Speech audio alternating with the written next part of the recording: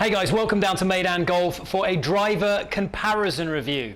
Now last year I bought the Taylormade SIM driver, the original shape in motion driver, which I'm holding in my hands here.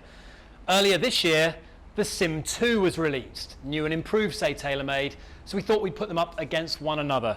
I've hit several shots with the SIM, I've hit several shots with the SIM2, and what I'm going to do now is go through the data with custom club fitter Perry Harper.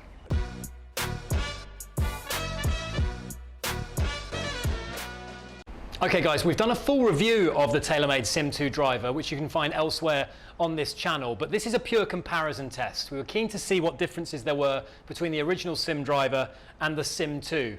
Now Perry is alongside me, and Perry, what were you expecting to see from this test? What Taylormade have told us, the biggest thing about the SIM2 driver this year is about forgiveness. So we'd expect this driver to be a little bit more consistent, potentially launch slightly higher than last year, as they've taken the track away from the bottom of the golf club. Still the same fast speeds that we got from last year, but just slightly more consistent. Okay, so two main differences between these clubs, one that's visible and one that's not. Let's start with the externally visible difference if we can, Perry, and that would be the weight tracker that was in the original SIM. Yeah, so what Taylormade have done for this year's driver is remove the track completely, change it to a fixed weight, which is still at the front for low spin technology, but moved all the weight that is saved from the track, put it in the back of the golf club. And that was because this wasn't being massively utilised, or? Yeah, like the guys, feedback from the guys on the tour, and like us guys really in the shops, it was utilised sometimes but not often.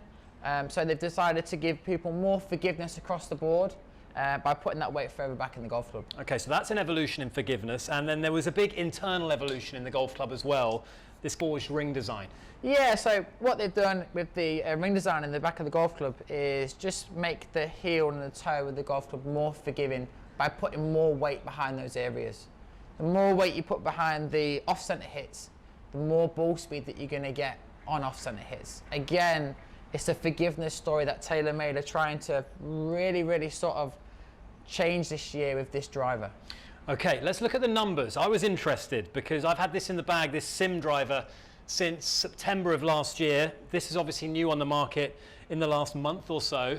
And full disclosure here, I didn't hit too many shots. I hit 8 or 9 balls with each driver. It's not a massive sample size, and if I'm totally honest as well, I definitely swung the SIM2 a little bit better. I don't know whether that was a confidence thing. I don't know whether that was because I was a little bit more warmed up, or there was just some completely arbitrary reason why I hit this club and swung it a little bit better, but I did. There's no getting away from that. And as a result, this performed really well. But it might have surprised you as well, Perry, because if we look at these numbers, if we look at ball speed on that left-hand column, with the Taylormade SIM2, I've actually achieved a personal best ball speed. I've never been up at this number before, of 168.5 miles an hour. Now, for a club that's branded as a forgiving club, that's marketed as a club where they've made a massive step forward in forgiveness and not necessarily distance, that's a pretty impressive stat to see, isn't it? It's a massive number, especially where you've come from. I've hitting some good shots at 163, 164 with your current one, but to get 4 miles an hour from a driver, which, like you said, hasn't really changed much in terms of the speed of it. So for head-to-head, good shot to good shot, I'd expect them to be very similar, but the average, I would bet that the SIM2 should be slightly better. Yeah, I have to keep repeating this. I did swing this a little bit better, this SIM2, so you have to bear that in mind on a smaller sample size. What I've experienced with this one out on the course is that when I do catch it, it spins so little that the ball rolls out a long way. So it can go a long way when it comes out of the middle.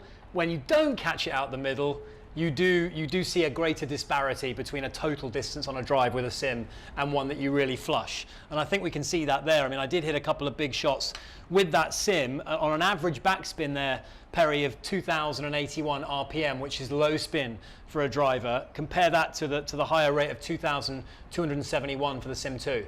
Yeah, that's where this big weight at the back really comes in. The centre of gravity being moved further back or from the face for you is going to get that golf ball spinning slightly more, give you a little bit more protection. So it's ultimately in your hands. It was probably always going to work a little bit better. From good shot to good shot, best versus best, they're probably very similar. But this is doing exactly as Taylormade have told us it's going to do. and that's be more forgiving on an average. Let's look at the comparison page between these two clubs. My driver at the top, my current Sim driver, and the Taylormade SIM2 below. You can see the jump in ball speed, Perry, 163.5 to 166.7. Obviously, maybe we weren't expecting that, but that's a good number to see. It's a good progression. To gain 3 miles an hour in any driver is always going to be great. And I'm getting a better launch angle, 13.2, slightly higher launch with the Taylormade SIM2 than the current driver that I've got, 12.7. Higher spin rate as well, but that hasn't affected the carry. In fact, I've actually increased, I've seen bigger carries with the SIM2, up to 301 yards. Again, I hit this really well. I was swinging a lot faster as well, and you've got to take that into account, but really encouraging to see.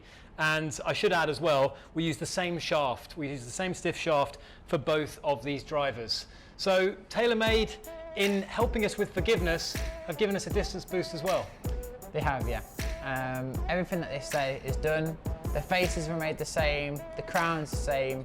It's just slightly more forgiving than last year, which has impacted your averages. You want to head down to eGolf Megastore. This gentleman here is going to help you out and get you fitted for a brand new SIM2 driver. They're out now at eGolf Megastore.